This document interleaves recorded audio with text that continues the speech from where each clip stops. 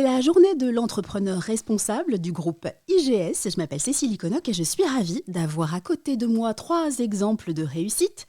Mais chaque parcours est ponctué de détours, d'étapes et parfois d'échecs, notamment dans le parcours des entrepreneurs qui sont autour de cette table. Enoch Effa, triple champion du monde de savate boxe française 2005, 2007, 2008. Double champion d'Europe, septuple champion de France et dirigeant du groupe Nokefa. C'est ça ? C'est ça. J'ai bon jusqu'ici. Je fais les petits CV et puis je vous poserai des questions ensuite. Moussa, bienvenue dans ce podcast. Moussa, vous êtes président fondateur des Déterminés, un incubateur pour entrepreneurs issus des QPV, des zones rurales, et auteur de l'ouvrage Déterminés, comment on s'en sort aux presses de la cité. C'est bien ça. Très bien. Et Saïd Amouche, enfin, conseiller au Conseil économique, social et environnemental, fondateur du groupe Mosaïque, qui lutte contre la discrimination à l'embauche, fondateur du premier sommet de l'inclusion économique et chevalier de la Légion d'honneur et de l'Ordre national du mérite. Rien que ça. 10 sur 10. 10 sur 10. Bon, on commence bien. Alors, messieurs, vous êtes chacun entrepreneurs.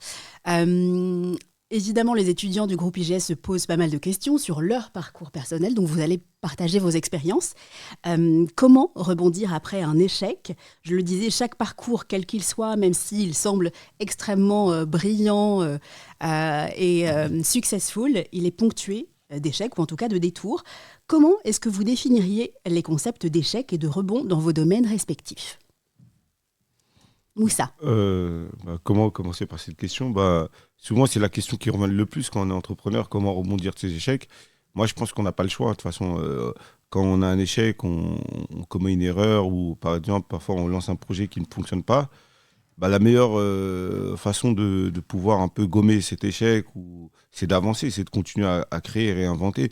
Et je pense que la particularité d'un entrepreneur, c'est ça, c'est cette capacité à rebondir, à renaître, parfois à faire des choses qui fonctionnent, d'autres qui vont moins bien fonctionner. Mmh. Et pour que tout ce qu'on a entrepris, tout ce qu'on a fait, pour que ça fonctionne, on a dû subir beaucoup d'échecs parfois. Et c'est très compliqué, même parfois en fonction de sa situation sociale. Moi, je parle beaucoup de cette extraction sociale qui est hyper important. Et j'ai toujours cette phrase de dire que finalement, on part de rien. Et quoi qu'il arrive, tout ce qu'on arrive à avoir, c'est que du plus. Parce que personne ne nous y attendait, ça nous était pas forcément prédestiné. Mmh. Et comment rebondir d'un échec quand on porte un projet, je pense que la meilleure manière, c'est d'avancer. Après, c'est vrai que l'échec, elle fait mal, on veut toujours éviter. Et quand on entreprend ou quand on porte un projet, on ne le fait pas pour que ça devienne un échec. Moi, je ne suis pas là à valoriser l'échec. L'échec, ça fait partie aussi de la réussite. D'accord. Mais en même temps, si on peut... On essaie tous d'éviter cet échec-là. Mais ce qui nous construit, c'est le travail au quotidien. Il ne faut jamais être à l'arrêt, en fait. Vous êtes d'accord avec ça, Saïd et Enoch ? Oui, écoutez, moi, en réalité, j'ai toujours considéré que l'échec était une étape sur les questions en fait, de recrutement, parce que on sait en France que la question de l'ouverture sociale, elle n'est pas naturelle. On sait très bien qu'aujourd'hui, il y a de plus en plus de jeunes issus de ces quartiers populaires qui ont des qualifications, des diplômes et qui sont en échec dans leur recherche d'emploi.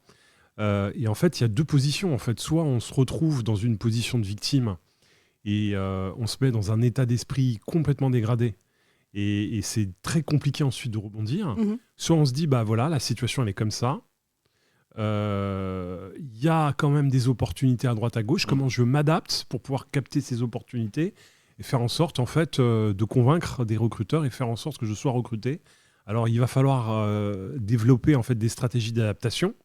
Mais vous voyez là, sur une idée qui est celle de je suis bloqué dans un processus de recrutement, donc on constate un échec, eh bien mécaniquement, on va développer des stratégies d'adaptation qui vont révéler d'autres compétences, qui vont nous mettre en fait sur d'autres points de réflexion que n'ont pas les autres, et ça fera au final un avantage concurrentiel.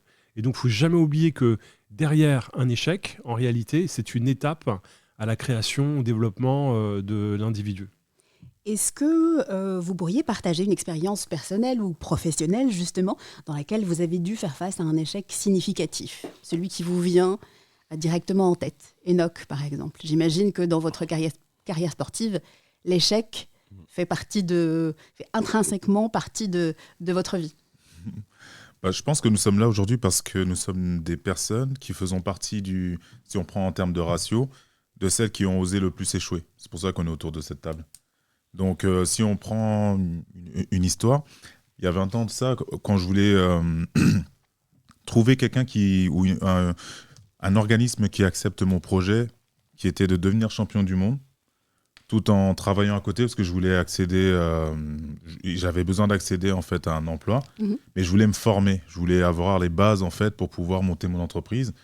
Je passais dans différentes écoles et ils trouvaient mon projet super fou. Alors je vous dis pas le nombre d'écoles que j'ai faites, mais en tout cas j'en ai retenu les noms.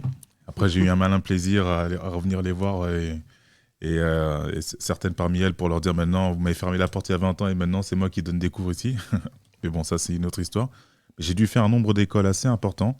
Et il y a eu un groupe qui a reçu mon projet comme un projet faisable alors qu'il était fou, c'est le groupe IGS. D'accord. J'ai pu rentrer en BTS, faire 11 entraînements par semaine, être en alternance, faire un BTS assistant de gestion PME, PMI, et puis devenir champion du monde 2 ans plus tard.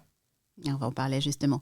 Moussa, un exemple d'échec qui vous viendrait en tête là? Moi, ça a été lors de ma première entreprise que j'ai créée à 21 ans. Très et jeune, en fait, ouais. très jeune. Et à 23 ans, j'ai commencé à recruter autour de moi parce qu'il y avait une croissance et j'avais de plus en plus de contrats. Et on me faisait confiance, etc. Et ce qui s'est passé, c'est que j'ai recruté trop vite sans avoir la compétence de pouvoir, de savoir manager les équipes et tout. Donc, j'ai pris des jeunes de mon âge, des plus grands. Et du coup, je me suis retrouvé avec une dizaine de techniciens. Et au moment où je faisais de la croissance, on arrivait à faire du chiffre d'affaires, on se débrouillait pas mal. Moi, j'avais un sujet, c'est que j'arrivais pas à manager tout le monde. Et du coup, ça mettait mon contrat à risque. Et en fait, mon client est venu me voir et m'a dit, écoute, soit tu arrêtes toutes tes personnes, soit tu perds le contrat. Parce que D'accord. vous faites un peu n'importe quoi. Ça a été si radical que ça. C'était radical. Ok. Et du coup, j'ai fait un choix qui, pour moi, je le vois comme un échec parce que j'ai pas réussi, en fait, à dépasser l'étape de structurer et tout. Après, j'étais jeune, hein, j'avais pas l'expérience et tout. Et du coup, j'ai dû arrêter tout le monde et préserver le contrat que j'avais moi-même. Et j'ai pas pu grandir et développer. Ça, c'était l'un des premiers échecs que j'ai pu avoir frontalement, on va dire, dans l'entrepreneuriat. Et j'ai vraiment appris de là-dessus et ça m'a permis de mieux structurer et d'avancer pas à pas, en fait. Plus voir les choses en grand, mais petit à petit, crescendo, on monte et on essaie d'assurer la qualité du travail. Et vous, Saïd? En matière d'échecs, Ouais. Est-ce qu'il y en a un dont vous vous souvenez, que vous aimez à rappeler quand vous racontez votre parcours? moi, j'ai du mal à répondre à ça parce que évidemment on a connu des échecs, mais j'ai jamais considéré que c'était un échec. Donc pour moi, c'est D'accord. des points de blocage qu'on contourne. Donc je le vis pas comme un échec. Donc j'ai rien à vous raconter là-dessus. Ok, très bien, très bien. C'est aussi intellectuellement comme on le vit, c'est aussi différent. Alors- Je suis en phase aussi avec ça, Ouais. en fait. Parce D'accord. que la question, il fallait y répondre, mais pareil, ça sert à rien comparé à... C'est de l'apprentissage. C'est ça, et quand on compare à ce que nos parents ont pu vivre, ou ce que d'autres peuvent vivre aussi, pour ne serait-ce que trouver un emploi Exactement. ou quoi que ce soit, ou aussi des personnes qui vont bien et à qui on reproche d'aller bien, d'être bien nés, et qui doivent eux aussi s'exposer à l'échec pour pouvoir en fait une faire histoire. aussi leur place. Se crédibiliser un petit peu. Donc, Ok, voilà. donc ce sont parfois des étapes transitoires, des leçons plus que des échecs. C'est surtout un rapport à son propre état d'esprit. C'est-à-dire que aujourd'hui, quand on regarde où on est, où en sont les autres, il y a des gens qui n'arrivent pas à manger. Il y a des gens qui sont vraiment en crise de logement. Oui. Donc il faut relativiser ce qu'on vit. Bah, voilà, c'est une étape qui va être difficile. Mais est-ce qu'on peut parler, est-ce qu'on doit intégrer ça comme étant un échec? Surtout pas. Il ne faut pas oublier qu'on est des privilégiés. Ouais. Alors, j'aimerais revenir, Enoch, sur votre parcours. Vous le disiez, vous avez étudié au CFA du groupe IGS. Donc, merci d'être là particulièrement. Comment est-ce que vous avez fait pour jongler entre les études, l'apprentissage et votre carrière de sportif de haut niveau? Ça aurait été trop bien si ça avait été ma mère qui aurait dû répondre à cette question. Alors, vous aurez dit, mais comment je fais pour jongler entre le fait de tenir la maison, d'aller bosser, d'éduquer mes enfants? En fait, chaque humain est à la fois singulier et aussi il est pluriel dans son potentiel. On est multipotentiel, on sait que pour créer un équilibre, on doit transposer des valeurs dans différentes facettes de nos vies, que ce soit professionnelles ou quoi. Donc le fait de ne pas mettre la boxe au milieu de ma vie, au centre de ma vie, ni de mettre mon boulot, ni la formation, mais de mettre un rêve, une vision à mettre en musique. Ça a fait que dans un planning d'une semaine, enfin dans un programme, je savais que j'avais 11 entraînements à rentrer, qu'il y avait 35 heures en tout cas d'activité professionnelle, qu'il y avait des cours, et qu'il fallait en fait harmoniser tout ça, et que ça n'allait certainement pas être parfait, et que j'allais faire du mieux, et qu'il fallait tout le temps chercher à faire mieux, et à force de chercher à faire mieux, ça allait créer du plus. Mais pas chercher à faire plus, chercher à faire plus, parce que du coup, ça allait pas forcément faire du mieux, ça allait créer du désordre. Donc du coup, c'était un équilibre, parce qu'il y avait un rêve au milieu, c'était ce rêve et ces principes qui étaient au milieu. Et puis après, la boxe, les cours, le fait d'aller au travail faisait partie de ma vie, faisait partie de cet équilibre choisi. Et quand tu as des problèmes qui émanent de ce que tu as choisi, c'est plus un problème, ça devient un challenge. D'accord. Et tu sais que ce challenge, si tu l'affrontes, ça te fait monter en compétence. Et du coup, c'est ce qui peut te créer cette légitimité après pour pouvoir driver une équipe et pouvoir incarner une vision. Donc après, on savait qu'à chaque fois qu'il y avait une problématique, ça nous faisait avancer quelque part.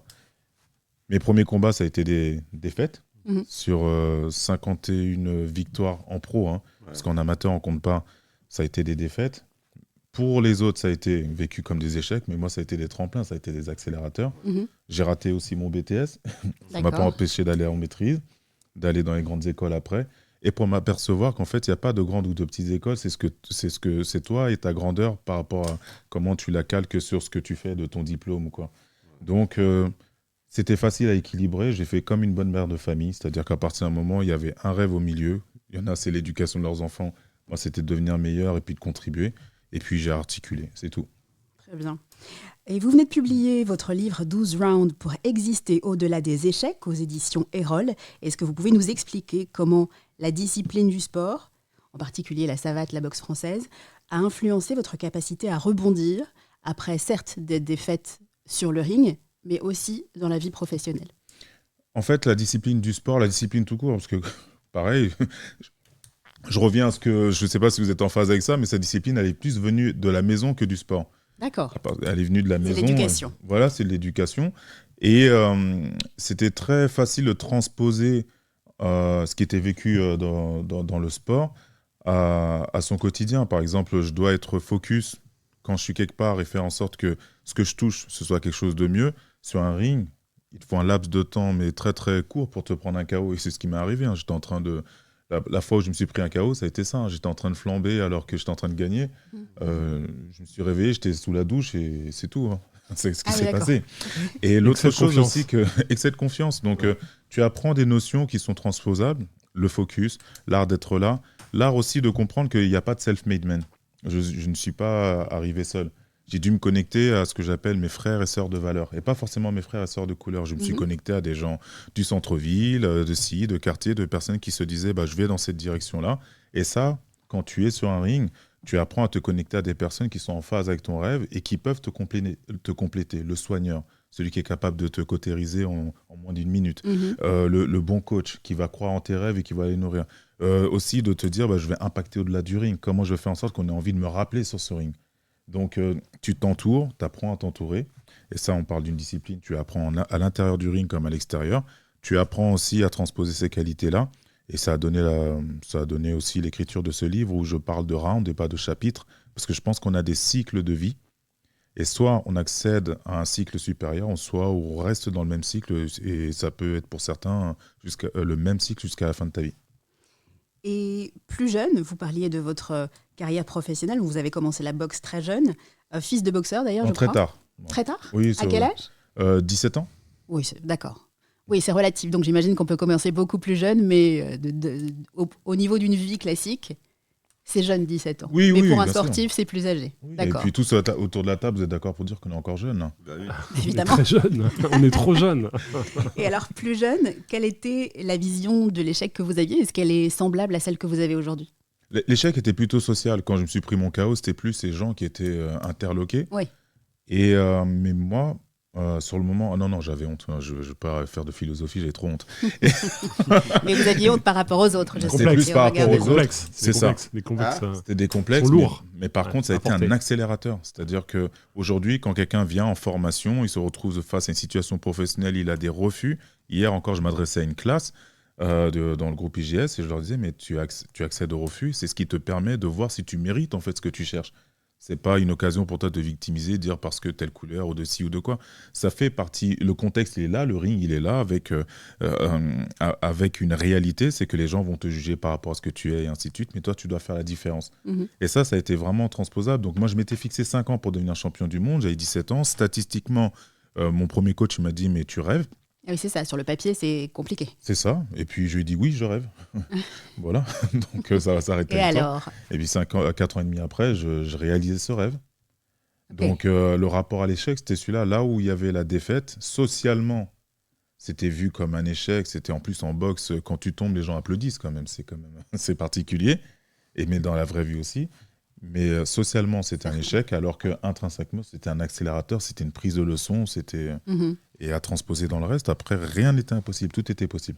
Est-ce qu'on peut parler d'acharnement? Pour certains, oui. Pas pour moi. D'accord. Pas pour moi. Je pense que vous êtes en phase.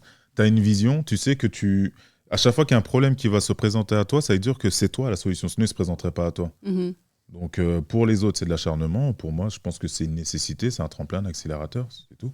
Une étape, comme on le disait précédemment.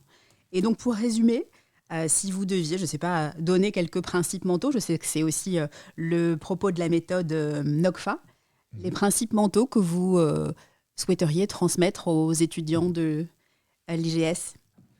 Alors déjà, alors je vais le dire dans le désordre parce que je ne m'attendais pas Bien à cette sûr. question. Il faut s'enlever les étiquettes. C'est-à-dire que nous qui sommes ici, on n'est pas là parce que diversité, parce que quartier, parce que issu. On est là parce qu'on a quelque chose qui nous anime. S'enlever des étiquettes, mais aussi accepter que d'autres à l'extérieur les mettent. J'ai pas hésité à m'appuyer sur des missions locales, sur des incubateurs et ainsi de suite. Mhm. Il y a des étiquettes qui sont administratives, mais il ne faut pas que ce soit mental en fait. Voilà.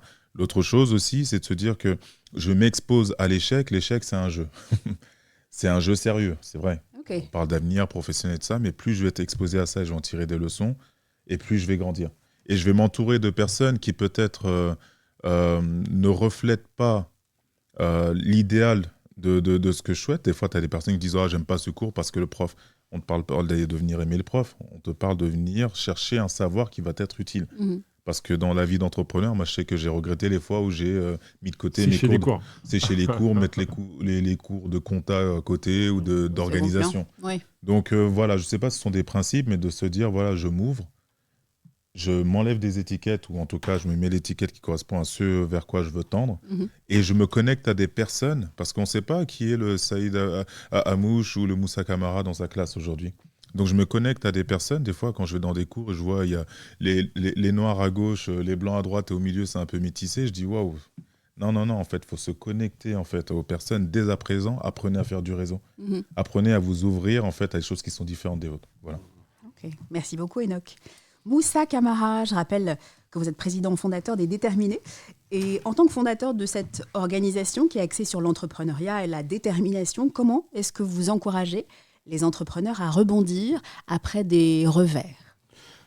Après, en général, nous, dans ce qu'on fait avec les déterminés, c'est de l'accompagnement dans la durée, c'est-à-dire c'est des programmes qui durent 6 mois à temps complet, où ils sont en présentiel à 100%, et du coup, ça prend du temps. Et nous, on a su que pour faire un vrai travail d'accompagnement, surtout des publics sur lesquels on était un peu axé, le temps à la personne était hyper important. C'est pour ça qu'on a tout de suite voulu mettre un programme de formation, mais qui n'est pas du tout scolaire, quoi, parce que D'accord. moi, je sais qu'au début, ce qui, moi, m'aurait pu empêcher d'aller dans des programmes de formation, où c'était tout ce qui me renvoyait un peu à l'école. Et du coup, j'ai voulu un peu casser ça et dire que finalement, on va accepter des gens dans ce programme, peu importe leur parcours, sur l'envie, la détermination et la disponibilité. Quand on dit ça, c'est-à-dire, c'est des gens qui vont avoir faim plus que les autres. On va sentir un peu cette graine de détermination. La niaque, cette envie. Et derrière, en fait, on va mettre tout un processus d'accompagnement. Et ce qui est intéressant, c'est que moi, quand je regarde les programmes qu'on a lancés un peu partout en France, c'est plus d'1 millier de personnes accompagnées, c'est la typologie des personnes, d'où ils viennent, leur environnement, leur parcours de vie qui ne sont pas forcément les mêmes. Et du coup, tu as des gens diplômés, pas diplômés, qui arrivent avec des ambitions différentes, des gens avec des grandes ambitions où ils veulent développer des business à une plus grande échelle nationale, voire internationale. Tu as des gens qui ont des ambitions plus petites, où eux, c'est juste développer le meilleur commerce de leur rue. Ouais. Et en fait, il faut, dans le même programme, s'adapter à ça. Et du coup, moi, le plus important pour moi, c'était de dire comment on peut créer un programme pédagogique qui va allier compétences, excellence, mais en même temps adaptation au public qu'on a face à nous. Et ça a été la chose la plus difficile. En plus, moi, j'arrive dans un monde où je ne maîtrise pas le monde de la formation professionnelle. Du coup, j'ai plein de termes que je ne maîtrise pas. J'ai un peu de la vision et l'idée de développer un projet entrepreneurial parce que je sens qu'il y a un vrai sujet là-dessus. Et parce que moi, mon parcours en tant qu'entrepreneur l'a été. Le fait que j'ai dû faire des erreurs quand j'ai entrepris. Je n'avais pas forcément, on va dire, de structure qui était là pour moi, pour pouvoir m'accompagner. En fait, tout ce que moi, il m'a manqué quand j'ai entrepris, je me suis dit, il faut recréer un peu le même écosystème pour permettre à d'autres gens qui avaient peut-être une idée de développer un business, de pouvoir forcément éviter les erreurs que moi j'avais faites et surtout être dans des bonnes conditions pour pouvoir se lancer. Souvent, quand on veut se lancer, ce qui nous manque, c'est le réseau, c'est l'accompagnement, la structuration de son business et c'est comment on peut aller chercher les premiers clients ou les premiers euros pour nous aider à le développer ou investir un peu dans notre business. Et ça a été pour moi un peu la verticale du projet des déterminés. C'est ça, c'est-à-dire on prend des gens qui ont envie, plus que les autres, et derrière on leur propose un programme d'accompagnement, mais d'excellence, peu importe le niveau. Et en fait, moi, le seul souci que j'avais, c'était à la fin du programme, c'est qu'ils aient tous le même niveau de compréhension. D'accord. C'est-à-dire quand on parle d'études de marché, il faut que chacun d'entre eux maîtrise l'étude de marché. Et le marché, c'est la base du business. Si on ne connaît pas son marché, on ne connaît pas son business, donc on ne peut pas se développer. Après, tu as la partie financière, l'éducation financière, c'est là où le bas blesse. Quand tu maîtrises pas les chiffres, tu ne sais pas marger, tu ne connais pas un peu le business, comment ça fonctionne, tu es perdu. Donc là-dessus aussi, où les gens aiment très peu les chiffres, quand on leur parle de chiffres, souvent c'est ennuyeux. Donc nous, le défi qu'on avait, on avait 2 défis.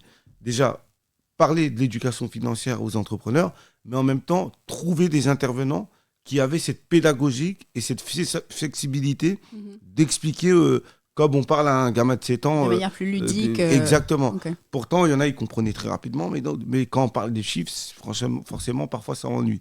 Et du coup, on a dû s'adapter pour avoir un programme. Et ça n'a pas marché tout le temps, tout de suite. C'est-à-dire, on a testé, on a des choses qu'on a réussi, d'autres qu'on a moins bien réussi. On a dû s'organiser, refaire un peu un audit, un peu sur tout, participer les bénéficiaires pour qu'ils améliorent un peu ce qu'ils ont compris, ce qu'ils ont moins compris. Et toute cette première partie du projet, ça a été une plus grosse étape où on a dû vraiment travailler le programme pédagogique. Mais là où on s'est dit qu'il fallait qu'on soit bon, c'est ça. Si les gens sortaient de nos programmes en étant satisfaits, ça rendait les choses beaucoup plus simples et plus faciles. S'ils sortaient en étant frustrés, en n'étant pas contents du programme, là, ça aurait été beaucoup plus compliqué. Et donc, nous, le travail qu'on a fait dans les premiers instants du développement du projet des déterminés, ça a été ça. Ça a été comment on renforce le contenu pédagogique pour les entrepreneurs.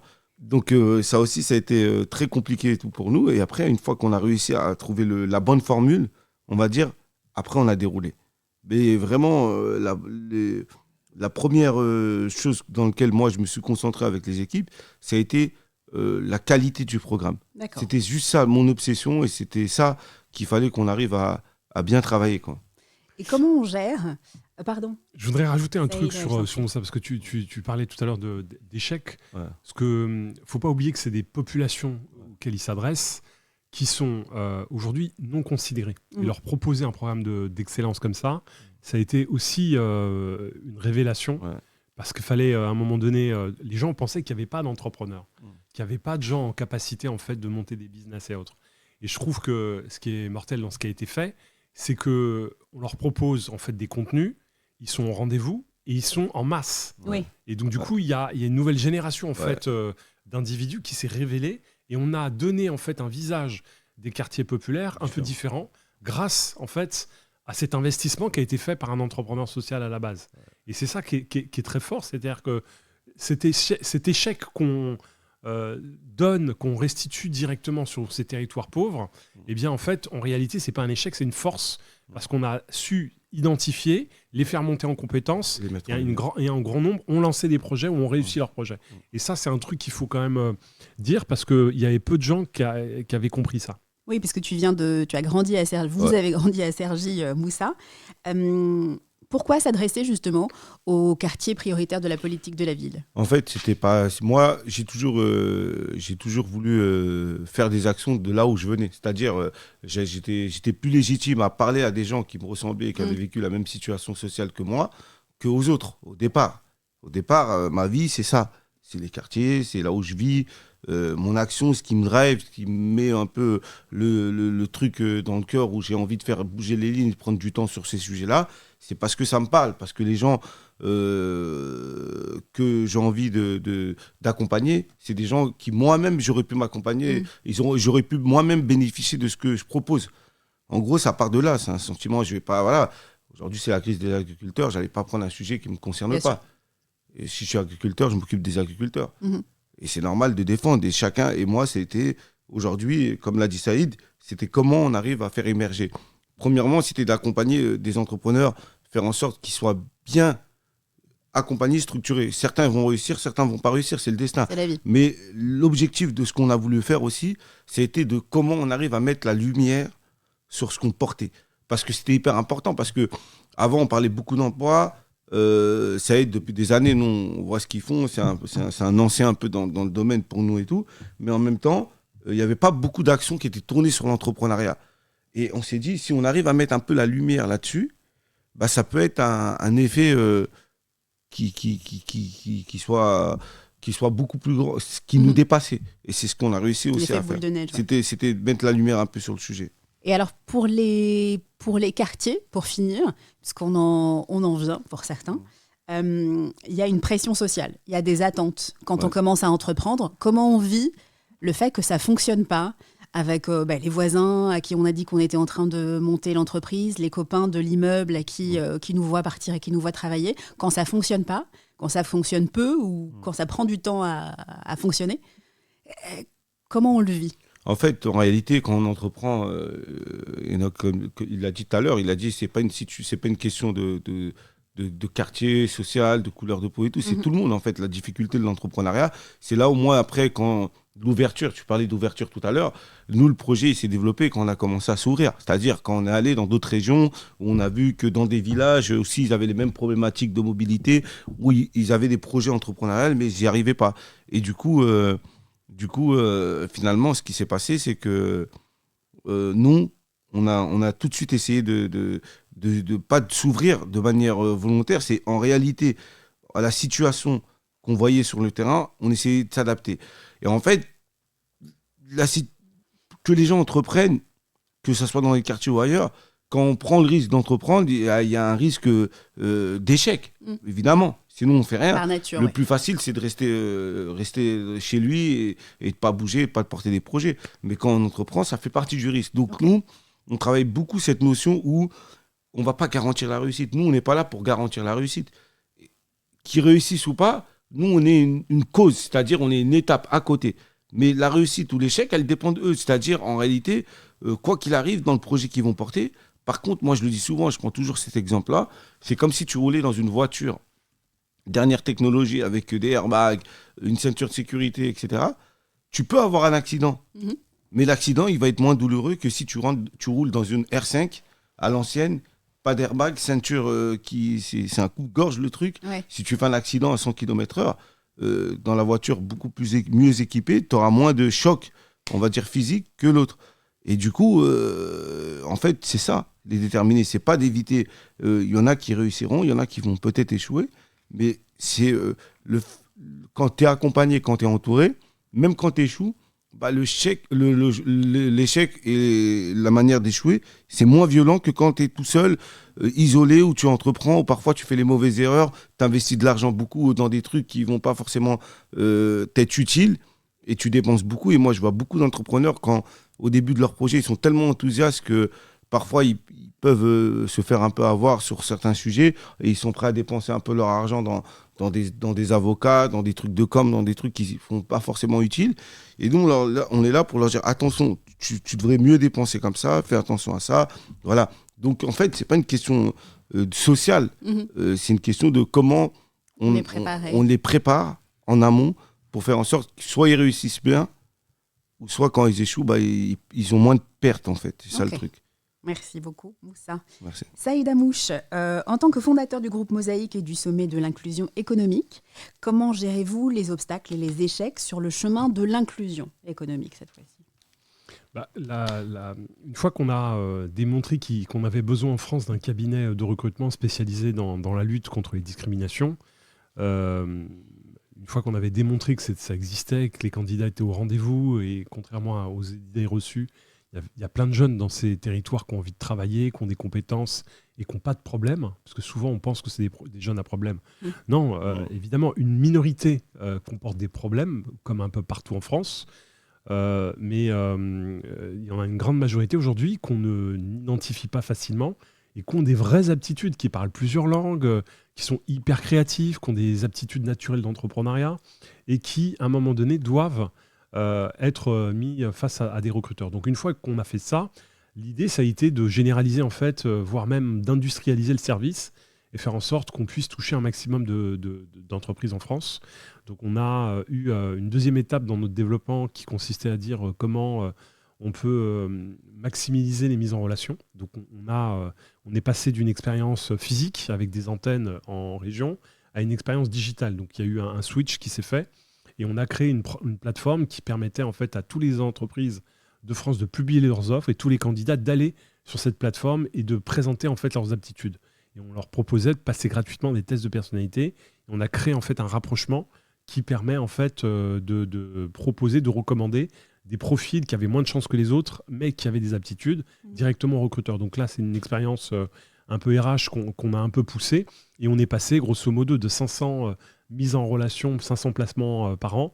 Là, on vient de regarder, là, sur 2023, on est à 7000 candidats qui ont été mis en relation sur la dernière année. Alors, ça peut paraître un chiffre important, mais en réalité, au regard du taux de chômage dans les quartiers, il ne faut pas oublier que le taux de chômage dans les quartiers, il reste très haut. Et si on ne s'occupe pas de ce sujet-là, on n'y arrivera pas. Donc, à un moment donné, des entrepreneurs sociaux comme nous, ils peuvent défricher un sujet, ils peuvent le modéliser, ils peuvent le projeter, mais à un moment donné, nous, on est un élément de réponse. Donc, la politique publique, elle doit aussi prendre sa part. Et donc, notre rôle, maintenant, et c'est pour ça qu'on a créé une fondation, c'est pour ça qu'on s'est réorganisé différemment pour interpeller davantage les pouvoirs publics et faire en sorte que, par exemple, à l'aube de la création de France Travail, il y ait un bras armé qui s'occupe plus particulièrement en fait, de ces sujets. Parce qu'aujourd'hui, on voit bien, quand on a une politique jeunesse qui se met en place avec une lutte contre le chômage, eh bien, la lutte contre le chômage, elle n'a aucun impact sur ces territoires moins favorisés. Et donc, il faut intensifier en fait, l'effort, il faut s'appuyer sur des initiatives comme les nôtres. Et derrière, si le gouvernement et les pouvoirs publics mettent le paquet, nous, on a la méthode, ou en tout cas une partie de la solution, encore une fois, et bien derrière, on peut radicalement en fait, apporter une action publique plus efficace. Donc ça, c'est la vision sur laquelle on est. Et ce qui est très intéressant dans ce qu'on fait, c'est qu'on est aussi des entrepreneurs qui avons su réinventer des modèles économiques. Moussa le fait parfaitement sur ses programmes.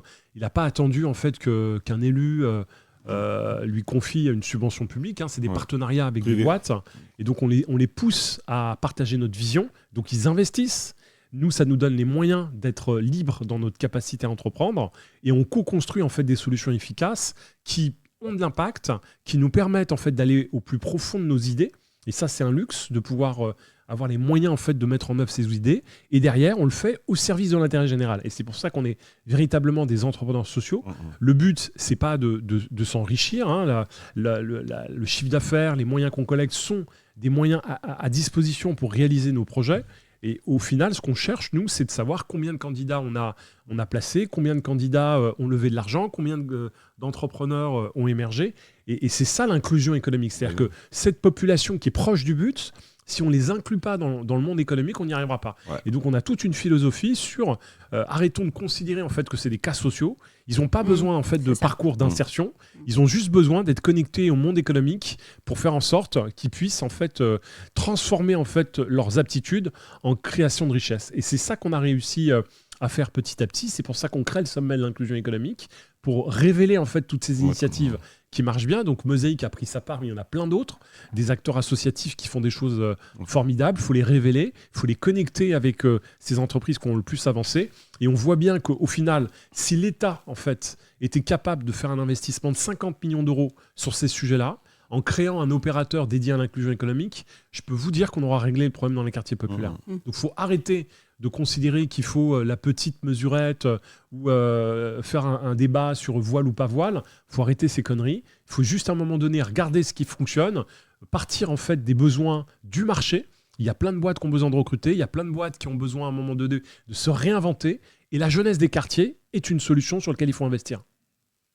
Écoutez, messieurs, on a été très bavards, mais en tout cas, merci beaucoup. Merci. Je crois que vos 3 parcours, vos 3 discours ont été ponctués de conseils que les étudiants du groupe IGS vont pouvoir réécouter et appliquer à leur propre parcours. Merci beaucoup. Merci. Merci à d'avoir vous. pour été l'invitation. présent pour ce podcast. Merci. Désolé chef, tu m'as mis 2 coups de pression, j'ai pas compris.